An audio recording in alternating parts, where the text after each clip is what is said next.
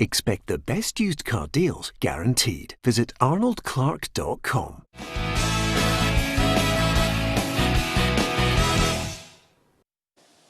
Welcome to Peter and Roughie's Football Show, sponsored by Arnold Clark. I'm Peter Martin, Alan Ruff, Barry Ferguson and Alison McConnell are here with me. We're delighted to have your company over the course of the show. If you want to contribute, you can do on Facebook Live and, of course, on Twitter as well, across Periscope at PLZ Soccer. And you can go on our YouTube channel and subscribe to our YouTube channel as well. We truly would be delighted. Lots to look forward to. Our one-to-one today is with the former Dunfermline captain, Paul Paton, who's just been released, so well worthy of you watching it because he's got some interesting things to say about his departure from Dunfermline, and also a great message which I think a number of younger footballers and possibly older footballers should pay heed to on forward planning. That's all I'm going to say. Well worth it. Paul Paton on the way. Might as well start off with the most amazing story which is developing, to be perfectly honest with you, Roughie. We've got a multi-billionaire in James Anderson who, quite simply, not many people would have known over the course of the last few weeks, but he's come to the fore through Anne Budge. Suddenly, he's in discussions with Neil Doncaster and Murdoch McLennan to talk about giving all 42 clubs major investment in money. Doesn't seem to be strings attached, to get them through the coronavirus crisis. What do you make of it? I think it's absolutely fantastic. I'm sure the teams in the first and second division will be happy with that bit of news to sort of save their clubs. But again, you touched on it there, no strings attached. You know, it's not like somebody, even though he's a billionaire or a millionaire, there'll be something there that I'm sure he'll want. I don't think it'll be a great deal that he'll want out of it, but it depends how much he's going to put into it. But certainly, I think it's super news, and I was a wee bit disappointed when I read a bit. I don't know whether it was true or not, when Anne Budge actually approached the SPFL and they said, yeah, put it in writing, Anne, and we'll have a look at it. If that is true, you know, there should be communication immediately, you know, and let's see where we are. We're running short of time. Everybody's shouting about the 1st of August now. And we're getting so near that for fixtures and everything. So we don't have the league reconstruction sorted out. You know, we don't know who can play, who can't play. So the money investment's a huge gift for everybody. Yeah, I wouldn't like to, you know, crack the SPFL over the head too early on this, Alison, because I think the one thing that you have to look at is when somebody says they're going to and give you millions without any strings attached, you have to treat it with a fair amount of scepticism until you actually get to see what they're talking about. But this guy seems to be at the moment the real deal. Yeah, my first thought was similar. You think to yourself, well, there's no such thing as a free lunch. I still think there's a fair bit of detail still to come out. I think we've heard a bit about it, but I think until we know what the actual deal itself is, I don't think we should be getting too excited about it just yet. Yeah, absolutely. You can tell we're all Scottish. Just if somebody gives you a cake, you go, what you giving me that for? What you giving me that for? Honestly, I've never met a more cynical bunch in all my life, Barry Ferguson. No, I'm delighted. I'm absolutely buzzing that there's a guy that's willing to come in. I read Neil Doncaster's quotes just an hour or so ago, and he says the chat that you had with the man that's going to put the millions into Scottish football went very well, and he says there's certainly no strings attached. So hopefully in the coming days that we're going to get more news, and fair play to this guy, because I tell you what, Peter, not just the Premier League and the Championship, a lot of League One and League Two chairmen will be absolutely delighted with this, because I listened to the Peterhead chairman at the weekend, and he was saying a monthly cost is in between £15,000 and £20,000 to him. So whatever sort of money that this guy can put into Scottish football, we should just grab it with both hands, as rightly so, as the guy just says there, as long as there's no strings attached. But what Neil Doncaster said, there certainly wasn't with that conversation. Bring it on and let's get the money into Scottish football. It's badly needed. Yeah, absolutely. Of course, both of them said it was a positive discussion between the two. And over and above that, the aim now is to try and develop a concrete proposal. I'm just wondering, Roughie, if he wants to adopt anybody. I mean, I'm open for adoption at any age, really. If he's a billionaire. I mean, I did have a look, and Barry and I were laughing about it before we come on. We had a look at his portfolio. I mean, the companies that he has been attached to, it's just absolutely incredible. Yeah, it is incredible, but as we've all been talking about, these people don't become millionaires and billionaires by throwing their money away. There's usually a structure behind it. It'd be interesting to see. It might be positive. It might be something, he wants to get involved in. I think he's already given a donation to Hearts of £9 million through the years. So I don't know what he got back out of that. Maybe he is just one of these guys. We've seen it with Sir Tom Hunter quite a lot. That you put half down, I'll back the other half. These guys, some of these guys that are got so wealthy are very positive and they want to see things happening. So it'd be great, but if he tells me he can change the voting in the SPFL, I'd be a lot more happier, because it doesn't matter much money he pumps into it. As soon as we get that vote, it's not going to go anywhere. Yes, well, I don't think any strings that are attached, if indeed there are any, are based on, saving Hearts. Although I'm sure he'd have a discussion about it. It'd be one of those situations where he's so close to unbudge that I think he might have the odd throwaway line on it. Although, to be perfectly honest with you, Alison, we only can gauge what's being said by the First Minister and the Chief Medical Officer and the way the country is moving to this slow easing of the lockdown. And the one thing I continually hear, and Ruffy's touched on it there, is we don't know how many clubs are going to be able to survive. There's certainly not many clubs out there saying that they can afford £4,500 a week for testing. So maybe the August the 1st is optimistic, unless, of course, James Anderson pumps millions in and says, not only will I give you millions to survive, but I'm going to cover the costs of everybody taking tests, so that the players and the staff who go into the ground are all clear.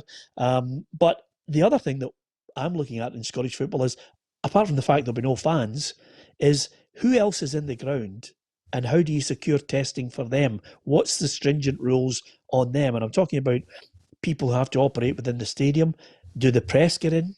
Do they get in with the broadcasters on the basis of some form of testing as well? Who covers those costs? There are so many unanswered questions, Ali. Huge amounts of questions. And when you think for any game, even out with a big game that would attract a lot of people, for any regular game that's put on, there are huge numbers behind the scenes that you don't think about. You've got paramedics, you've got first aid people, you've got stewards, you've got people serving drinks. Even if you don't have people in the stadium, you'll still have people putting on drinks and food for directors, for players. You've got physios, you've got everyone associated with the club.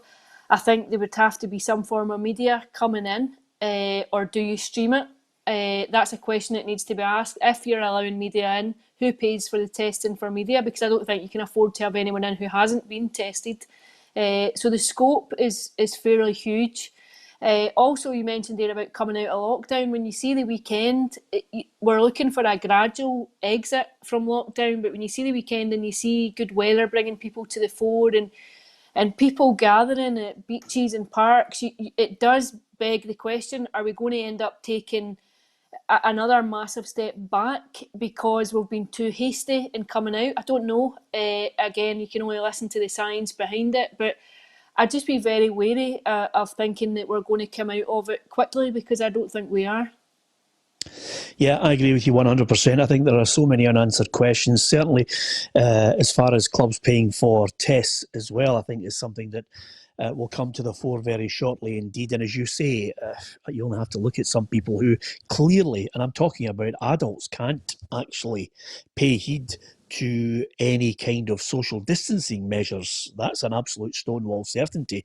And of course, you only have to look at the worry in England at the moment with the kids and the feeling that they're returning to school too early. So all of these questions start to rear their ugly head. And then does everybody start to gather when they're streaming games? Do they all get together in their houses, and do they all get together somewhere where they can all have a drink? There are so many things that will pose even more questions as we move forward. But God, I'd love to see football back. That's an absolute stonewall certainty. And the first on the horizon is going to be the English Premier League after, of course, Germany there. And then the Championship in England set for June 20th. Hi to Patrick McFadden, who's out there in Donegal enjoying the programme. We love the fact that Patrick and so many others from across the world are following us. So thank you to each and every one of you for your support. Peter Lees, Kevin McFarlane as well. And Paul Baird says, reconstruction will end up being the price, in my opinion. And I presume he's talking about James Anderson and what he is bringing to it. Joseph Burns says it's great news for Hearts.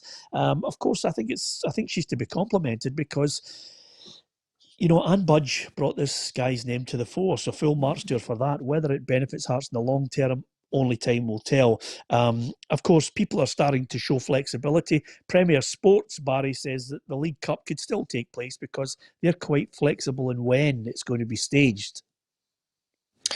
Yeah, but I can't see when it's going to get played. Is it going to be after the league season starts, like during the week, Peter? I can't see how it's going to start. Obviously, the League Cup always starts before the season actually starts domestically, so I think it's going to be a hard one to fit in. But listen, see if they can fit it in, Peter.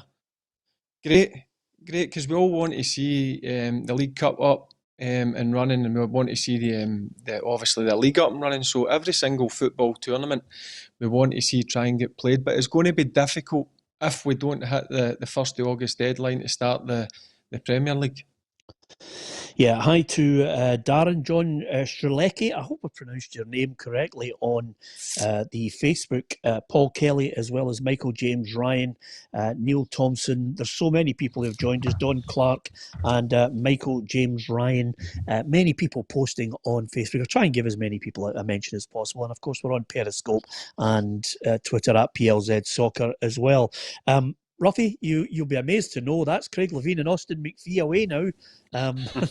They left. Their contracts have been paid up. Rather worryingly, though, I think somewhere between 15 and 18 Hearts players released.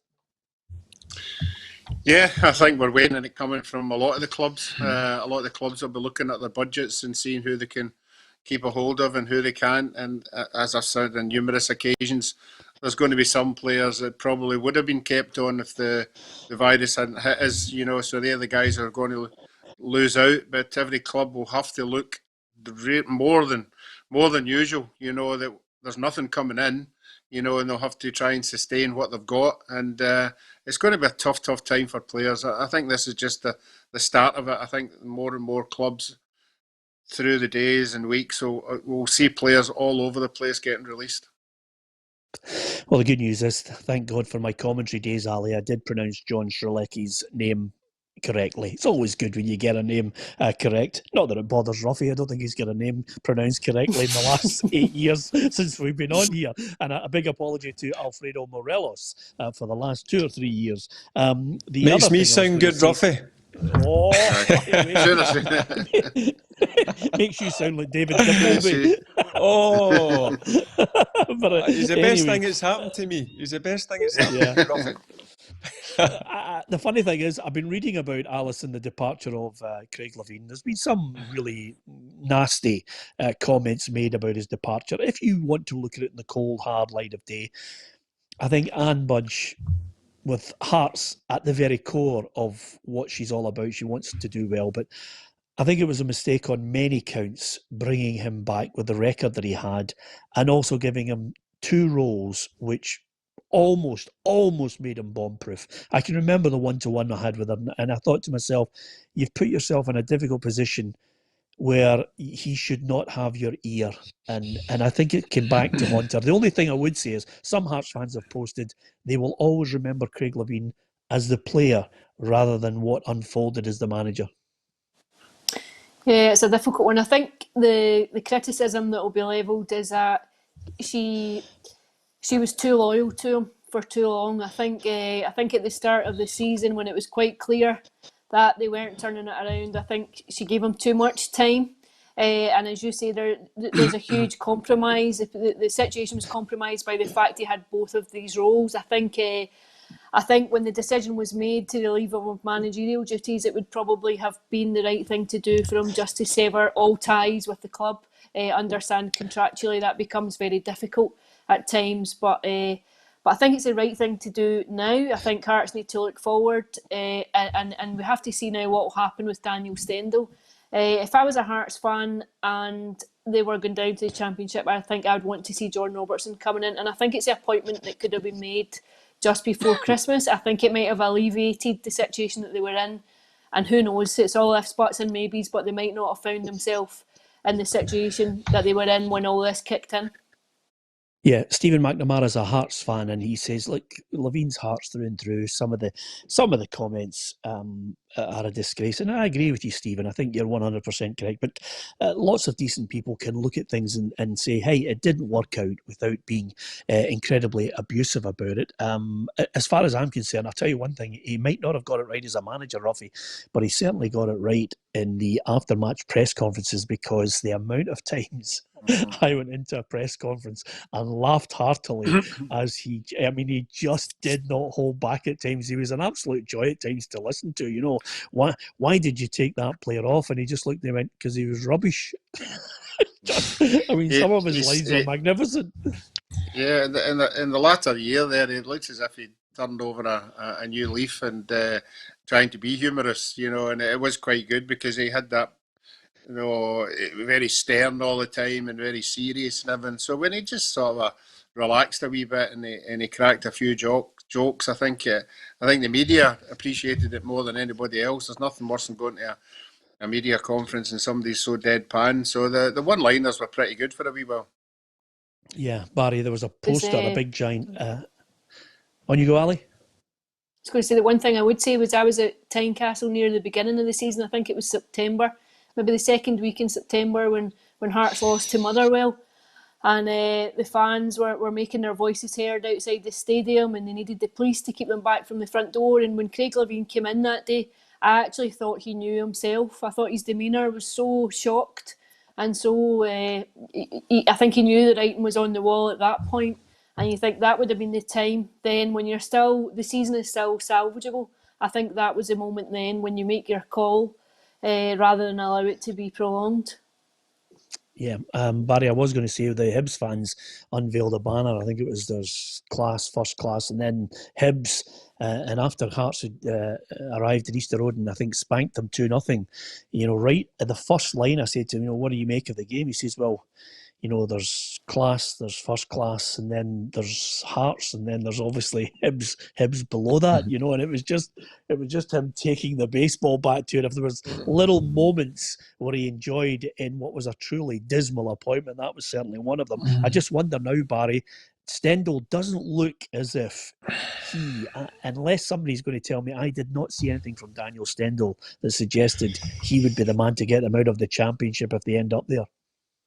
No, it's always going to be difficult. It was a strange appointment in the first place, Peter. What the name that Alison just mentioned there, I thought was a stick on to get it. Robbo, I think he deserves another crack at a top club. He's done wonders up in Inverness. So I don't watching Hearts, the way he played with the back four really high, teams were getting in behind them constantly. I just don't think it worked for them. And by the sounds that are coming out of him, he doesn't want to go down to the Championship if Hearts are playing Championship football next season. So I think if that does happen, there's only one candidate for me, and that's Robbo, as I says. The job that he's done up there in a shoestring budget, Peter's been phenomenal. And listen, I'm not just saying it because he's a Hearts legend. I know quite a number of players that have played under him, and says his man management and his coaching skills are first class. So for me, he would deserve another crack at it. Yeah, as ever, we'll be talking about the Scottish Football Writers Association nominees for their Young Player Manager of the Year award shortly. But we always like to look back and give you a wee teaser so you can get it answered before the end of the programme. Here's a PFA Team of the Season from a particular year. What year is it? Lewis in goal, Logan, Lustig, Lindsay, Tierney, Armstrong, Brown, McLean, Hayes, Dembele and Sinclair.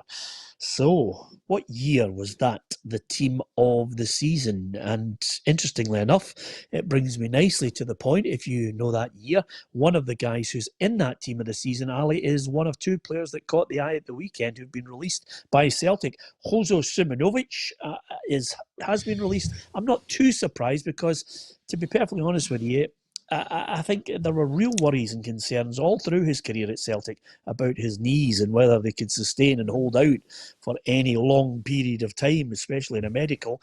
Johnny Hayes is a different character, by the way. I think a lot of Celtic fans are maybe disappointed he was let go. Yeah, I have to say I was quite surprised by that one myself. I thought Celtic might have offered him the extra year.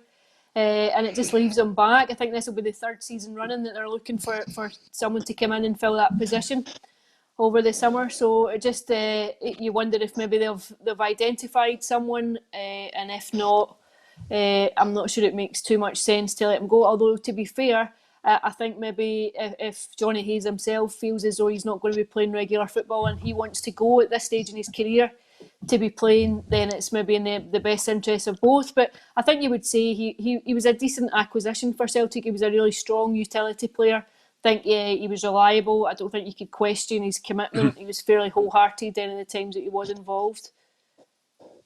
Peter, I think somebody would pick him up well. Yeah, Peter, this is where I'm coming in. Like, when you mentioned about Andy Halliday, and it's similar with Johnny Hayes. I always think you need players like that in the team. I mean, Johnny Hayes was never going to be a certain starter for Celtic, but I tell you what, when the boy came into play, whether it was at left back or wing back or out on the left side or even the right side, I've seen him play a couple of times. He always done a good job, and I believe you always need players. So I was surprised that Lenny let him go, because, as I says, I don't think he's ever let Celtic down when he's come into the team, and I always believe that you do need certain players like that in every squad. Well, I know Aberdeen have slightly distanced themselves from possibly taking him again, Roughie, but Johnny Hayes will be happy. He's contributed to Celtic. He's won himself a league title along the way. He'll be, of the players that suddenly come out onto the market, albeit a market which a lot of players will be struggling to get clubs, he's one of what I would call the cherry on the top, somewhere along the line, where you think to yourself, he's well worth putting money out on. Yeah, I think he would get an English Championship club, no problem at all. Obviously, be on a decent wage at Celtic, better than what he was on at Aberdeen, so that'll have an effect on it as well. He won't want to go back the way. He'll certainly get these kind of wages down in the Championship, but I think, unfortunately, I know Celtic aren't in the same financial circumstances of everybody else, but it just shows you, it could be the case, with everything that's happening. Neil Lennon's been told, if you want to bring in 2 or 3 better quality players, we need to start trimming. And unfortunately, Johnny Hayes has come into that category, that he's got to sacrifice him to bring in possibly a better player. You never know. Yeah, I think, listen, Celtic are not in any way exempt, Ali, from cutting the wage bill and letting players go that are not going to contribute. Oh, absolutely. No one will be exempt from that. In normal economic circumstances, no one is, but particularly on the back of what we've witnessed over the last 2 months now, none of us know how long it's going to stretch into. Everything will be geared towards this August kick-off date, but realistically, whether that's a goer or not, we still don't know. Plus, you're compromised on the fact that you're not going to have people coming into the stadium. So I don't think there is no one that this won't touch. Yeah, absolutely. And interestingly enough, we always like to look back as well as giving you a little teaser there. If you know the answer, by all means, you can put it up on our Facebook live chat room and our YouTube chat room as well, if you know the year for that PFA team. We'll be looking at the Scottish Football Writers shortly, but it's 20 years today that a certain man arrived on the steps of Parkhead and changed the direction of Celtic Football Club. 20 years ago today, Celtic appointed Martin O'Neill as manager. The ex-Leicester boss promised fans success as he stood on the steps of Celtic Park. The Irishman certainly delivered on that vow during his spell. Celtic had won just 4 trophies in the previous 11 years. Rangers had won 5 of the last 6 trophies under Dick Advocaat. Celtic finished a mammoth 21 points behind the Ibrox side the previous season. But it was the Parkhead club who hammered Rangers 6-2 in O'Neill's first Old Firm game in charge that set the benchmark for the way the season was going to unfold. That season he became the first Celtic boss to win a domestic treble since Jock Stein in 1969. Celtic went on to secure back-to-back titles for the first time in 2 decades. O'Neill signed big hitters in Neil Lennon, Chris Sutton and John Hartson. In his 5 years in Glasgow, O'Neill led Celtic to 7 trophies. He also became the first Hoops boss to qualify for the Champions League group stage. His crowning moment was leading Celtic to the UEFA Cup final in Seville in 2003. I think it's possibly his biggest disappointment as well, Alison. Of course, great wee interview. Well done speaking to him. He is our special guest tomorrow on the programme to reflect on those 20 years and, of course, to look ahead to what potentially is facing Scottish football. Barry, you know him only too well because obviously you were in a successful Rangers side and suddenly he comes in like a juggernaut and takes you on in his first season. Yeah, you've just brought back memories. His first Old Firm one was 6-2. That was a really bad day and night for myself. But no, he was. Listen, he came in and he changed the fortunes of Celtic, as you said. Some of the players that he brought in, and as I says, Peter, the Rangers team that I played in and the Celtic team that he built, I thought were 2 top teams, and every single game that when we come up against each other was just a great game to play in. Top players, big characters as well, similar to what we had. So, no, he's certainly come in and changed the fortunes of Celtic. Yeah, you talk about that 6-2 game. I'm just looking here, Roughie. Barry got a 2 out of 10 in the Sunday Mail staff check that day. He had an absolute howler. He was murder. It was never a sending off, by the way. Can I just say that? It was never a sending off. Yeah, sure, Barry, sure. I'll blame it on the haircut. Well, I was going to say to you, did you not get the immediate? You got the immediate revenge. Did you play in the 5-1 game? Yep, that's what I'm saying, Peter. Like, no matter who was in top form, like getting into that game, I think we were in good form, and Celtic were in okay form. And it didn't matter who was in top of their game. The results could go either way. As you says, that was 6-2, and then the following Old Firm game was 5-1 to us. So it just shows you the quality and who turned up in the day, Peter. Whoever did turn up normally get a big win at these stages. Some of the results were crazy at times. Yeah, Alison, I'm sure Martin would be the first to admit in your discussion with him in the newspaper's column that you put out today that quite simply, when he came in, Dermot Desmond played a crucial part in it. I think he was huge in it. I actually think Dermot had spoken to Sir Alex Ferguson, and then I think Sir Alex Ferguson was the first to sound Martin out when he was still down at Leicester. I think that's how the interest came about, and I think at the time, when you look back, I think Martin had taken Leicester, who were a very unfancied team, he'd taken them into the top half of the Premier League. He'd won 2 League Cups with Leicester. I think even then, I think there would have been a feeling that he would have been out of reach for Celtic, and I think Dermot Desmond would have been hugely instrumental in taking them, just the same that as he was when it was Brendan Rodgers, in very similar circumstances too, where the club had hit a really embarrassing result, and then you think, right, what do we do here to go and try and shift the power? And you go out and you look for a fairly big coup. But I think Martin was a great addition at the time, and I think many of us back at that time when he was first linked with the club felt that it was quite ambitious, that he would probably have been out of reach. Yeah, and in that discussion, he did mention the fact that he produced, and I think it's a very good point, Alison, the best side since Stein's Lisbon Lions. Yeah, I think when you look at the sheer consistency that they enjoyed, I think Celtic had won 3 titles in the previous 18 years. So you look at all the landmarks. The first time he took them into the Champions League group stages for the first time. He kept them in Christmas beyond Europe for the first time in 23 years. Back-to-back titles, the first treble for since 1969. The UEFA Cup final. I think Celtic hadn't had a sustained European run since, going back to the 70s. It's extraordinary, his impact. I think as well, I know what Barry's saying about the Old Firm games at that time. I think it's 2 very, very strong teams with huge internationalists in both sides and very evenly matched. But I think there was one run of seasons where Celtic went 7 games undefeated through 2 seasons. It bridged across a couple of seasons. And the point in today's stuff was that what it done was really sowed the seeds for where Celtic are now, for the fact that the shift has never ever really been diluted hugely. I think of the last 20 championships, Celtic have won 15, but 4 of those, of the 5 that they've lost, 4 have gone to the last day of the season. I think there's only 1 that's been lost by any margin. I think 2011 was lost by 6 points. So there's never been that chasm between the teams again.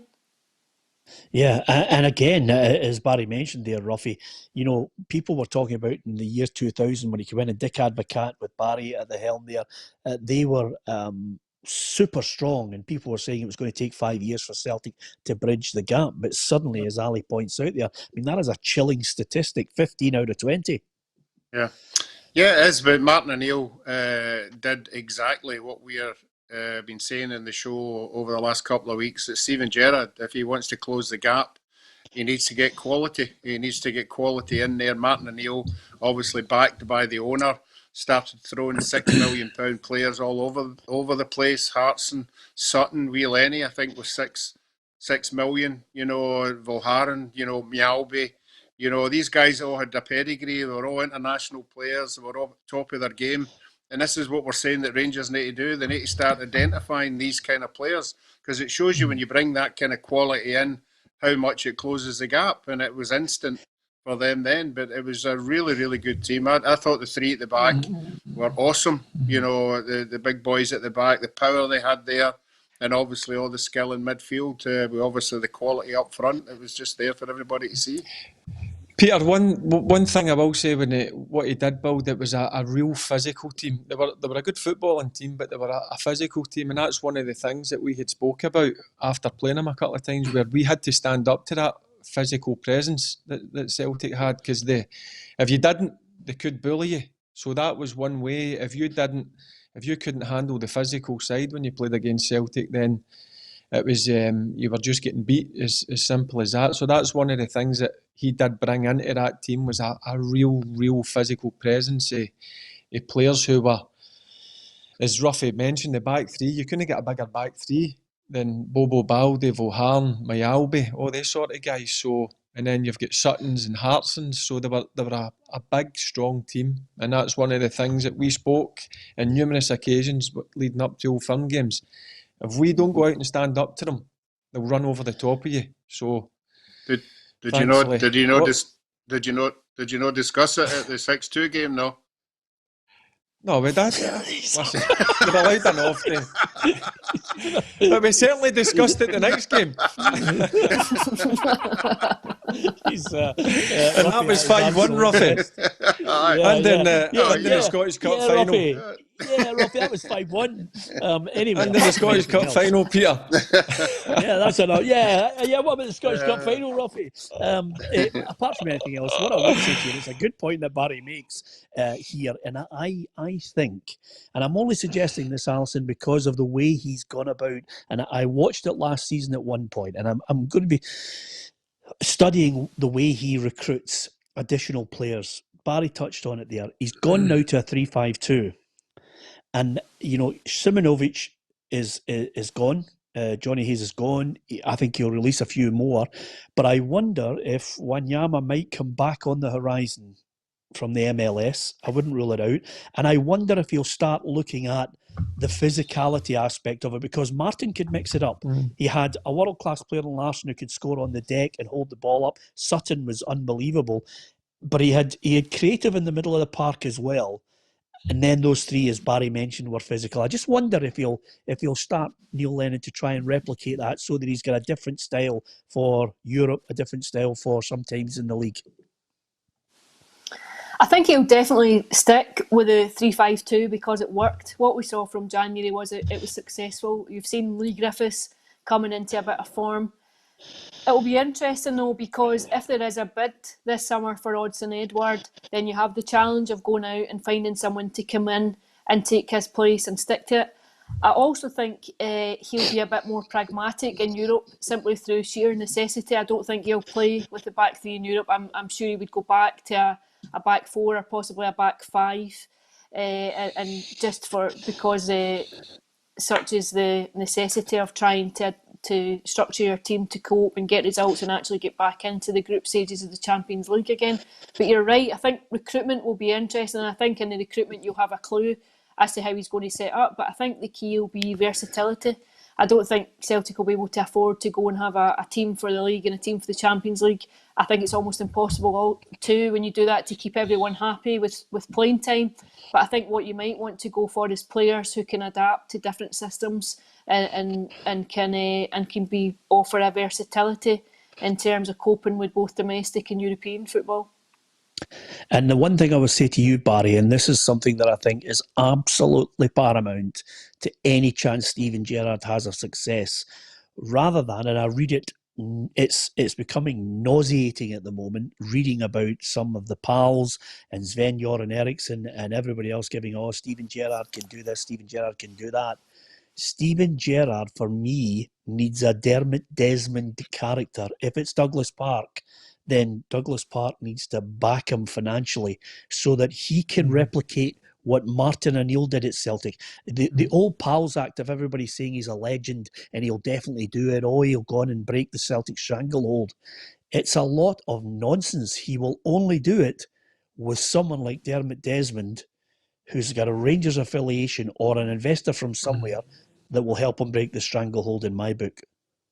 Yeah, Peter, I've seen some comments that will not take a lot of money. I think he will need a big bit of investment, and I'm sure Douglas will try his best to do that. But it's going to come down to one thing, Peter, and you know it, every single club, it's number one, is recruitment.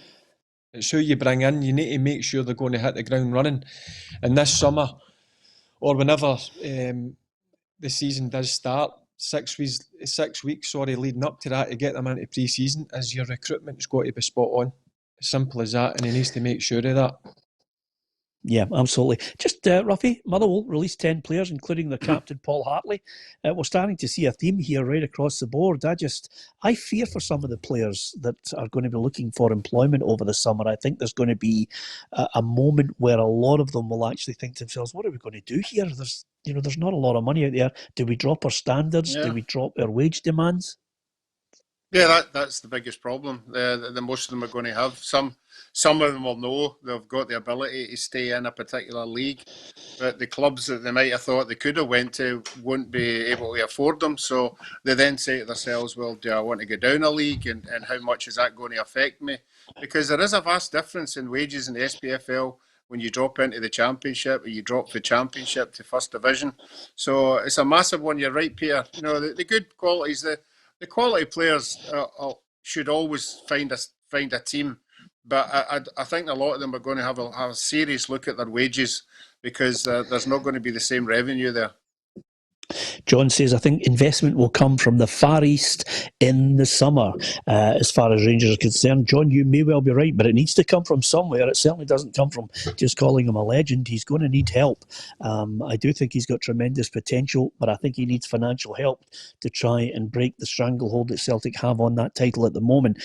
Interestingly enough, the SFWA came out with the nominees for the Player of the Year and Manager of the Year and Young Player. Let's have a look at the Player of the Year. Ali, I'm going to get you to cast your eyes over the 4 nominees: Edouard, Morelos, Shanklin and McGregor. Is it just a foregone conclusion in your mind?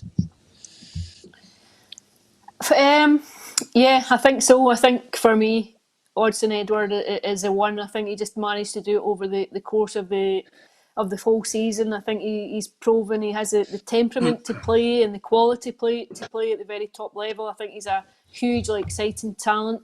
I think Alfredo Morelos just trailed off after January. If he'd sustained the same form that he showed in the opening half of the season, then I think the two of them would have been fairly difficult to separate at times. But I just think Edward seems to have the temperament. I think that's what seems to mark them apart at the minute. He just seems to have a bit more maturity about his play. And I think he's been outstanding. And I think it's inevitable that there'll be interest in him this summer too. Yeah. If you think 1, 2, 3, 4, Barry, Alison makes a good point. Morelos just completely fell away after December. My 1, 2, 3, 4 would be Edward, McGregor, and then you could just swap between. Morelos deserves credit for 29 goals, and then Shanklin. Mm-hmm. For me, it was close right up until the winter break. There's no doubt about that. And then obviously we're getting sent off against Celtic, I think he missed 3 games in the return, a cup game and a couple of league games. And then Edward, for me, just went on to a different level 2 months before the season ended, Peter. And I know the transfer market's going to be a lot different just now, but I don't care what anybody says. I still believe top 6 down in England will be looking at Edward. There's no doubt about it. He's certainly shown over the season that the qualities, and he's matured for me as well. As I said, I think he can go on to be a top player in years to come. Yeah, funny you should say that, Barry. Alec Kelly says Franchetti is on his way to Spurs. I think Alec, who's a big Rangers fan, would probably offer to drive him there as well. I'll drive him. Aspect of this. I've heard Spurs. I've heard Arsenal. I've heard all sorts of clubs mentioned with him. They're going to try and dig their heels in, Roughie, but I think they might be up against it holding on to him. Yeah, he's one of the players who hasn't indicated he wants to go and better himself. He hasn't indicated he wants to go to a bigger club, whereas a lot of them have. A lot of them would be very vocal, and want to leave whatever club they're at to go better themselves. He hasn't. I think he's pretty down to earth. I think he'll take advice of maybe another year here. Obviously, if Celtic can get into the European style of football, that would keep him happy as well. So no, I don't think he's a guy who's bursting to leave, and Celtic will be happy for him to stay another year to the sort of a financial stage get sorted out, because again you would think with the financial stuff that's going on, they will lose money out of him as well. His price will have dropped a wee bit, obviously just because the financial state of the play. Yeah, here's the nominees for the manager of the year that came out from the SFWA: Lennon, Dick Campbell, Gary Holt, Stephen Robinson. Now, this is one of those moments, dare I say it, and I've been privy to them before, Ali, but if Neil Lennon didn't get the award, I think he'd go through the same expletives that he went through when Mixu Patalainen won it one year. Yes, that was fun. I don't know what I don't know what else you could do to if you're not going to give him it, you would have to say, well, what's the criteria for winning it? I think you look to be on course for delivering another treble. I think the one thing he might reflect on is that Celtic could maybe have gone one step further in the European environment, but ultimately I think it's been a very impressive campaign. Robert McLeod says he doesn't think Rangers have the funds to go and get quality players. Robert, they're going to have to find the funds by hook or by crook on this one, because the desire to stop 10 in a row is evident. I mean, I think even Ian Durrant was mentioning that over the course of the weekend. And incidentally, Barry, I must just say, because I'm a big fan, I really like Ian Durrant as a person. He's been on our programme. He was on it on a regular basis for a period. Roughie, do you remember that? We had Durrant on. He was absolutely good top drawer. Wasn't as funny as you, Barry. Well, at least that's what it says here as per the terms of your contract. But I'm great to see him back at East Kilbride with Stevie Aitken. Yeah, look, delighted. I actually bumped into him last week, albeit social distancing. We'd done a 40 for a food bank in Uddingston and Bordeaux, and he never let on that he was going to be getting the job. So it'll be great to come up against him, Peter. He was one of my heroes growing up. and he was a big help to me when I was younger at Rangers, and so it'll be good to come up against him in the dugout. East Kilbride, they've got a lot of ambition, just like ourselves at Kelty. I'm sure they'll get backed well up there, so it looks if it's going to be another strong league next season. Hopefully we're not in it. Hopefully we're maybe up through reconstruction, but if not, it'll be good to come up against them. And Steve Aitken, can I just say, another guy I think's done a sterling job at Stranraer, then he went to Dumbarton as well. So good to see him back in the game, and it just shows you, Peter, the Lowland League, it is attracting good managers and obviously good assistants like Durante. Yeah, absolutely. Here we had Steve Aitken on the programme on a couple of occasions. Who have we not had on, Roughie? Apart from James Anderson, we need to get his mobile quickly. Peter, I seen when he was looking through the companies he was investing in, PLZ was missing for one of the companies he invests in. Oh, listen, it's only a matter of time. If we are not actually broadcasting in the next couple of months, Barry, with some real palm trees behind us instead of the fake one you've got behind your head there, we'll be gutted, Roughie. Would we be able to do it from Barbados? Could we do the show from there? Yeah, I'm sure we can. The technology now, we've got everything in the house here. We could go anywhere with this. Yeah, absolutely. And you can also bring any modelling photographs you want and put them behind your head if you want as well. Just photographs of anybody, to be perfectly honest with you, the way Roughie's going. And still the clamour for Ali to include her third son in the background is there, but it just hasn't happened yet. Ali, would you be able to do the show from Barbados if we got investment? I'd try hard. Yeah, absolutely. It's just you'd write to your husband and say, missing you dearly. Listen, anyway. We're 10 weeks into a lockdown, that would certainly be writing home. Absolutely.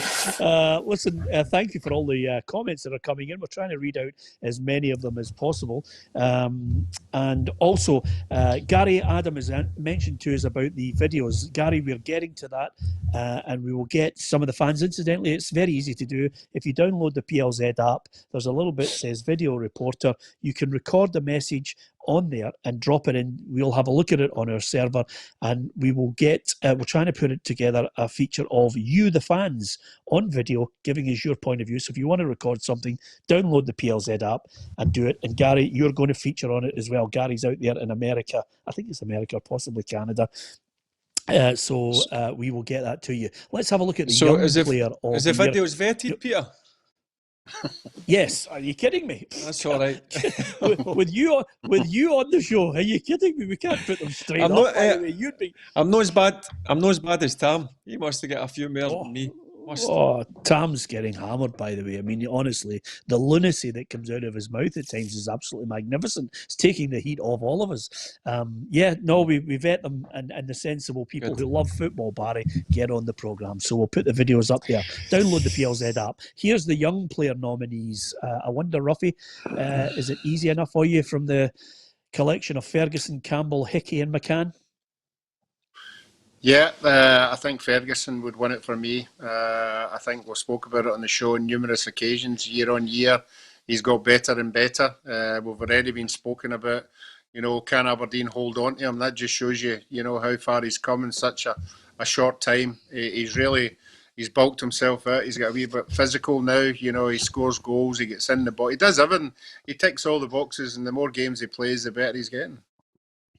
Listen, before we get to the end of this programme, I can tell you we're going to focus just for a short period on a certain day when a very special manager took over in the north of Scotland, in the northeast. That's also a special day coming up. But I want to draw your attention to this interview. It's well worthy of your comment, guys. Earlier today, I caught up with the former Dunfermline captain, Paul Paton, who has been released by the East End Park side, and this is what he had to say.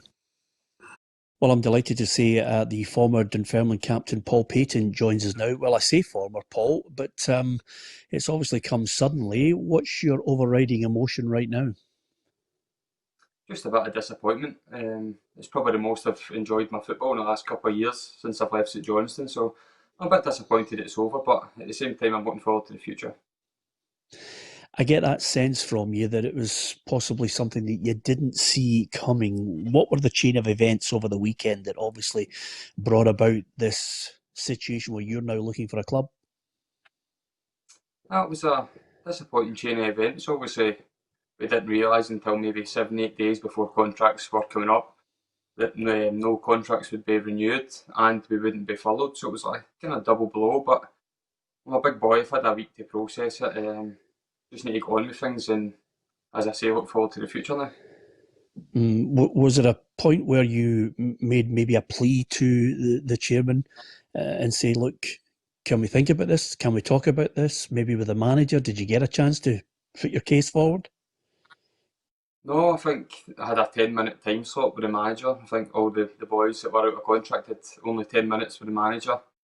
And the chairman never called me. He actually sent me a text message to say sorry, it was over. So that was a bit disappointing. But listen, you take it in the chin, you move on. We were speaking to the PFA and they were telling us all the legal advice that it was legal to be furloughed for an extended period. That was the whole point in the retention scheme, was to retain jobs for as long as possible, but that wasn't to be. There's no point digging it up. I can't hold it against the chairman. I'm a big boy and I need to go on with my future now. Is that what you would have liked to have seen happen though? Yeah, even in terms of for the younger boys, just because of the way the world is just now, it's hard to go and find a club. It's hard to find a normal job. Boys have got a week to try and get a job together to pay their bills the following month. Some boys live month to month. Some boys have got plenty of money in the bank. It just depends what stage you're at in your life. I think it would have been nice even for that extra month to be furloughed a wee bit longer. You see teams like Raith Rovers doing it, Partick Thistle doing it. Partick Thistle and shut sponsors actually an employment law company and they're furloughing. So I'm pretty sure that it's legal to do it, but Ross decided not to do it, and we need to go on with it. You mentioned there that it was an enjoyable period in your life there at Dunfermline. Has this left a bitter, sour taste in your mouth? No, I'm not going to let it. It did for a few days. I was bitterly disappointed and with everything that had happened, but as I say, I really enjoyed my time there. It's a good club. I captained the club. I was very proud to do so. So can't hold any grudges, especially when you get to this age. You just need to go on with it. Look to get a job or see where the future takes me. Do you have a certain amount of sympathy for other players who maybe, haven't had as long a career as yourself? And I presume, hopefully, fingers crossed, there's still more to come from you.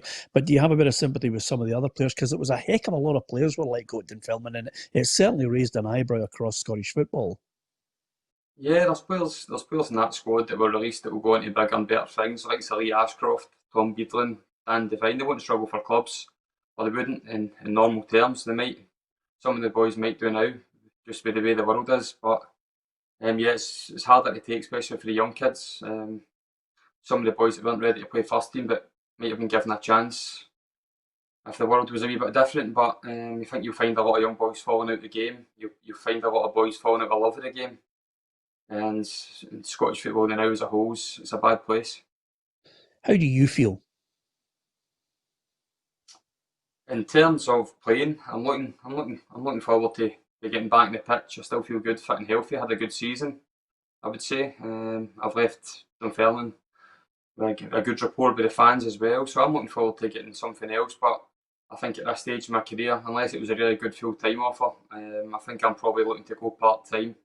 Think of a few part-time offers, but what I'm looking to do is get a good, secure job for the future rather than living on year-to-year contracts. I know it's going to come to an end soon, full-time football, so this might be a good out for me. Yeah, and with that in mind, what do you have in mind? I know that you obviously stay in close contact with the PFA. What do you have in mind as something that will be a longer-term career? Is it coaching? Is it somewhere outside football? I've not done my coaching badges yet. That's the long-term goal, is to get into coaching. But the way football is now, it's hard enough to find a club, never mind a coaching role. So that is something I'd look to do in the future. I think I'd be successful at. But at the minute, I think I might go down the route of trying to get like an adult apprentice and having something behind me. Because you never know what the world's going to throw at you. Look at this situation. No one seen this coming, so I'm looking to get a bit of stability in my life now. Yeah, and with that in mind, I have asked many a footballer who's been on the programme over the last couple of months, certainly there's a perfect shop window for them. I mean, Stephen Whittaker's 35 and he's looking for another club and he's had a good career. So you're 33, you've got a couple of years on him. So what level do you think you can play and how many years do you think you've still got in the old legs? Well, my legs feel good. Still running 5Ks under 20 minutes, things like that. So I know I've not been quick, as you know, so it's not as if I've lost my pace. Still getting about the pitch as well as ever. But obviously Stephen's had a great career, a long career at the top level. So I think now for me, part-time would be my best option. I still feel as if I would do a job for bottom half SPL, top half championship. And if that's not the level I'm going to be playing at, as I say, I might slip down the leagues and look to get a good job. Probably need a wee bit of help with the job as well. Maybe when you get to this age, you're looking to go part-time and the club say, oh, we can find you a job and try and facilitate that. So that's an avenue that I might look at. Yeah, and with that in mind, I know you're 33, you're an older, experienced player, but is this time, even for someone with the likes of your experience, is it scary? Is there a fear of the uncertainty, the unknown? Yeah, of course. As I say, I've got nothing behind me in terms of job prospects. I've always just concentrated on my football, and I never really seen this happening this year. But that's my own fault. I should have something in place. I would advise all younger kids to have something in place. The prime example, Stuart Armstrong. He was playing every week for Dundee United, and he was doing his law degree at the same time. He's now a Premier League footballer, and he's still doing his law degree. So I think all kids should look at him. He's done it the correct way. I probably wish I had done something similar, but I was always just solely focused on football, and that's probably my downfall. I've got to look at the state of Scottish football at the moment. We've had the last 2 or 3 months has been unbelievable. What have you made of our game, looking at it as a player and what was unfolding? Well, it's been an absolute circus. I think everyone would agree. I don't know what's going on. 1 minute they're talking about reconstruction and it fails, and then the next time they're talking about reconstruction again. I'm honestly lost with it. I don't understand what's going on. Someone has to make decisions. That's what they get paid big money for, to make these decisions. It's killing boys like myself, younger boys that are out of contract. Teams can't offer contracts because they simply don't know what's happening. Someone at the top's got to make the decisions and we go with it. There just seems to be a lot of pondering about just now. Someone's just got to make a decision.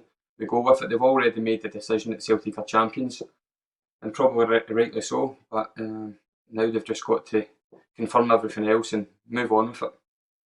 Yeah, what would you like to see happen as a player? What's the gut feeling that you'd like to see happen in the game to take it forward? I would like to see the likes of Celtic Hearts and Brora Rangers introduced into the leagues. I think it's only fair. I think they're good clubs. Barry's on your show quite a bit, and they spent a bit of money to try and to get where they are, and it's just as if no one cares about them. It's like they should be introduced. It's only fair. If Celtic have been awarded champions, they're champions of their league, so they should become up, in my opinion. Yeah, I know there's still a few chapters to write in the book, but when you look back from 33 backwards, what were the ultimate highs for you? Ultimate highs in my career has obviously been at Dundee United. I had a great time there. 3 years. Won a couple of SPL Player of the Month there. Played in 2 cup finals, albeit lost them. That was a real career highlight. Still love the club, still love the fans. I think when you leave a club like that and you're involved with Northern Ireland, I think your career only really goes one way. It's not the same buzz as it was running at Tannadice. And that's something I felt through my career, that it was never quite the same for me. The passion I had for Dundee United was something else. I've enjoyed spells at other clubs, but that's the one time I'll look at my career and I'll be happy that I was there. Yeah, and the lows, are there many? Losing the Scottish Cup final, I still think about it every day. I think we deserved to lose it. We didn't have any luck in the day. I think we hit the post, the crossbar. Everything probably went in St Johnson's favour, but they had a number all year. But that's the major disappointment in my career. That we lost that game. I still think about it, as I say, every day. Midgie Miller's always posting on his Instagram, so he doesn't let me forget it. Also the relegation, but although I feel part of it, I was injured for 6 months in that season. So I don't feel as disappointed about that as I do the Scottish Cup, even though I was absolutely gutted. And ultimately, that was my time up at Dundee United, so that's a major disappointment for me as well. I know just listening to you over the last couple of minutes that you will be a tremendous example to a number of young kids who may be in football and think it lasts forever. I think that the message that you've given, the learning curve that you're obviously going through and living is something that I think a lot of footballers should pay heed to. Just to finish, Paul, I'd love to see you still strutting your stuff, Premiership, Championship, as you say. Are you fit and well and ready if somebody said, look, we want you in there to do a job for us? And what would they be getting if they got you on board? Yeah, I'm fit and healthy. I think I only missed a couple of games last year, and that was because of a tackle. So, no, I'm good. I'm feeling good. I'm feeling fit. I'm as dedicated as ever. I think everyone knows what they're going to get from me. They're going to get a leader, someone that cares about the club they're playing at, someone that will look to nurture the young kids as well. That's something I've done. After working with Jackie McNamara, he always emphasised on helping young kids, and just having recently left Dunfermline, I've got a lot of messages on my phone from kids at Dunfermline to say thanks for everything. I might shout and ball at them in the training pitch or whatever, but that's just the way I am. As I say, I still aim to play at the top level, but if that's not going to be the case, and it's not going to be a top championship side, and it doesn't happen soon, then I'll need to look away from full-time football. But whatever team I end up at, I'll give them all for them anyway.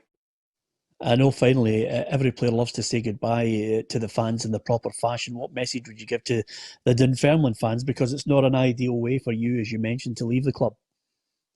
Yeah, I could have come on here and tried to slaughter people or to probably say how I really feel about some things, but I don't think that helps when you get to my age and you've captained a good club with good fans.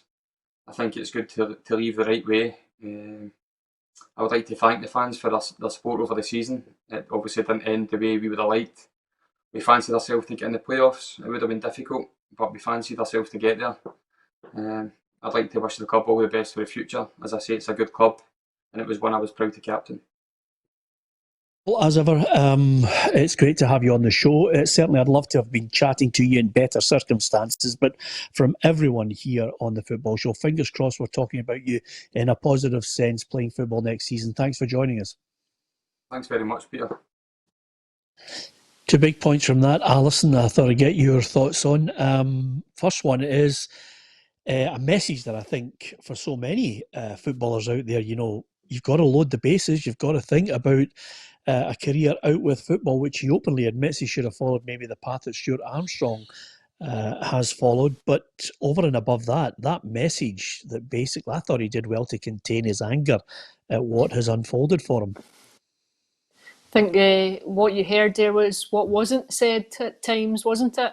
I think there's a real anger about the manner in which he's been let go, and the text coming from the chairman rather than a call. Obviously, face-to-face meetings are difficult given the circumstances that we're all living under, but I think you could feel his anger at the manner in which it came about. Yeah, Barry, it's one of those moments that some players just don't see it coming. Yeah, Peter, first I'd like to say I thought it was a great interview. You could see there's a bit of anger in there with Paul. I thought he made some great points. In terms of the furlough thing, Peter, if the PFA are saying it's legally fine for clubs to do it for a month or two, I just don't get why clubs ain't helping these players that are out of contract. And the other point you says to Alison there about young kids going on and doing some a bit of studying or whatever they're thinking about what they're going to do after they finish playing, I think it's really important, no matter what level. Because you mentioned there Armstrong, who was at Dundee United, now he's playing at the top of his game down in the Premier League. He's still doing his law degree. So, no, it's a hard one. Peter, I've said to you many times, I feel for a lot of these players. I do. I feel they're going to be left in the lurch for a number of months. They've got partners or they've got families, they've got bills like everybody else to pay. I just don't see the reason why these clubs are not following the example of Raith Rovers and Partick Thistles and Falkirks, and at least furloughing these players for at least a month or two to help them out of this situation. I think he'll get another club, Roughie. Yeah, I think so.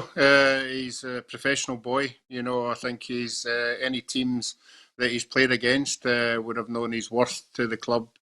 And I think he is the kind of player. I don't know if Barry's interested. He might want to go part-time. Maybe I'll be asking you for a phone number when we finish. But certainly no, he's a winner. I've already got it. No doubt about that. But you're right. You're right about this. I mean, things have moved on. I remember 30 or 35 years ago when I was 36 or something like that. Young John Collins was 18 at the time, and after training one day, he said to me, "Roughie, what are you going to do when you finish playing?" And I'd been professional for 22 years, and it was a question that I hadn't even thought about. It was a question that had never even come into my mind. I just thought we played forever. But it is a really important question in this day and age now. And we've had a few people on, Peter, a few of the young boys who in the last couple of years have identified they need to get another job, or they need to stop full-time and go to part-time. So this has maybe just brought it all to a head. I think now lots of players will have to seriously think about how they're going to spend the rest of their life. Peter, see another problem we've got is a lot of clubs, and I'm talking for Kelty's point, I'm sure there's another 30, 40 clubs like us. We can't plan ahead because we don't know what's happening yet. And that filters down into the players, where the players are going to be left in limbo, and these guys who are expecting to get offered, whether it's only a year's contract or 2 years, you can't, because you don't know what situation your club's going to be in or what division your club's going to be in. Tremendous uncertainty. Yeah, it's another point actually in the mix here. Certainly on a daily basis we do highlight that. Alison, just for the benefit of yourself, because there is a story there, if you would actually do a second reveal all autobiography, but Roughie at this moment has said no, he's not going to do the warts and all autobiography. But Roughie is, Alison, our Forrest Gump, because at 36 he just started running one day, and then he ran into another job there, then he ran into one there, then he got another one there. Honestly, he is Forrest Gump if ever I've met him. He just, saunters along. If Roughie was walking in the middle of the desert having been released by Partick Thistle at 36, somebody would have come up midway through it and gave him a glass of water and he'd have been off again. Honestly, he's unbelievable. Do the second book, Roughie. Go on, get people hiding under their bedroom. Yeah, no, I've been already warned by Graham Souness not to do a book. Brilliant. Hey, talking of managers that have graced Scottish football, we all talk about managers that have got certain qualities. If we all had a level playing field, I wonder how many managers would be able to do what this man did when he arrived at Pittodrie all those years ago. On this day in 1978, Sir Alex Ferguson took over as Aberdeen manager. The Scot replaced Billy McNeill in the Pittodrie hot seat after leaving St Mirren. The iconic Ferguson spent a memorable 8 years at Pittodrie, but not many would have predicted the success he would bring. In 1980, Aberdeen clawed back Celtic's lead in the title race to win the championship on the last day. During this golden era, Aberdeen regularly brushed aside both halves of the old firm. The 4-1 win over Rangers in the 1982 Scottish Cup final opened the door to Europe. Ferguson led Aberdeen to European Cup Winners' Cup success with a win over Real Madrid in 1983 in Gothenburg. The Dons also defeated Hamburg to pick up the European Super Cup. Sir Alex racked up 3 league titles, 4 Scottish Cups and 1 League Cup. He left Aberdeen in 1986 to take over in Manchester United. Sir Alex Ferguson went on to become the most successful manager in British football. He was a one-off, an incredible record. But to break the old firm dominance, Roughie, at that time was incredible. And he really created a brilliant siege mentality up in the northeast. Yeah, I think if you ask any of the Aberdeen boys of that era, that's certainly what he did, But he got a good team there together. He got a team that were, best 11 nearly every week for about 2 or 3 years. That you didn't get many people moving on. They all wanted to stay and sample the winning the league and winning cups. And that's what happens when you're at a club like that. When you start winning things, players don't want to go anywhere else. No, they just want to stay and enjoy it all. But I think he had a great set of players there, experience and youth, and he went to St Mirren on numerous occasions and brought a couple of players for there that turned out to be really valuable in everything he done. But no, it was a fantastic era for them. Yeah, and he created that brilliant catchphrase, which I think so many clubs have embraced over the years, Barry. Everybody hates us, we don't care.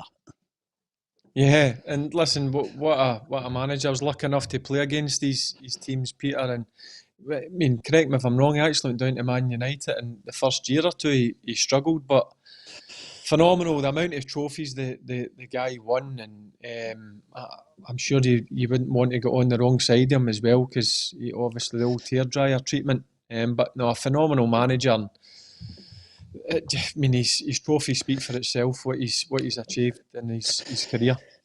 Yeah, I'll tell you one thing, Ali, and whoever gets it deserves a medal. It might already have been done, but I don't think he's the type of manager to do it. I'd love to know Fergie's all-time 11 of the players that he signed. That would be some coup to hear it, wouldn't it? Quite a couple of different eras too, wouldn't it? I mean, you're going back to the 80s and that great Aberdeen team, and then going right into the modern day Manchester United with lots of names that we would still recognise today. It'd be fascinating, actually, it really would be. Yeah, absolutely. Listen, thank you to so many who've come on, and Stu McSee has said to us, this is all about Fergie at Aberdeen. Yes, absolutely, it is indeed. Some amount of trophies that he won. Joseph Byrne as well, hi to you, and also Kenneth McClary. There's lots of people who have been commenting, Gary Ramsey on the YouTube, and of course on our Facebook as well. Alison and Sarah Carroll always comments, and David McGowan as well. There's so many on our Facebook. Don't forget, if you like, share and follow us on Facebook, you'll get all the content. If you want to be part of the show, as Gary Adam pointed out there, download the PLZ app. In it is the video reporter. Record your message. If we put it on the show, then we'll send something out to you. And I promise, Gary, the minute we put your face on here with the points that you've made, then we'll send you out one of our special PLZ T-shirts as well. So there you have it. If you want to be part of the show, you can. All you have to do is put a point across. Don't worry, you're not on live. We get a chance to stop the 3,500 videos saying Tam McManus is a bum, and also we don't like Barry Ferguson. So if you're going to make a video like that, you're wasting your time. We're not going to play it because the first 3,500 videos would be from Barry's mates, and we have to kind of filter them out. It's as simple as that. On our YouTube channel, you can subscribe to our YouTube channel. Hit the subscribe button now. We're on Periscope. We're on Twitter as well. We're live, and we've got lots more guests, because if you want to hear from the people who are in Scottish football, they're on this programme. Tomorrow, Martin O'Neill is our special one-to-one guest. I hope you can make it along. From Alison, from Barry, from Roughie and myself, Peter Martin, thanks for watching.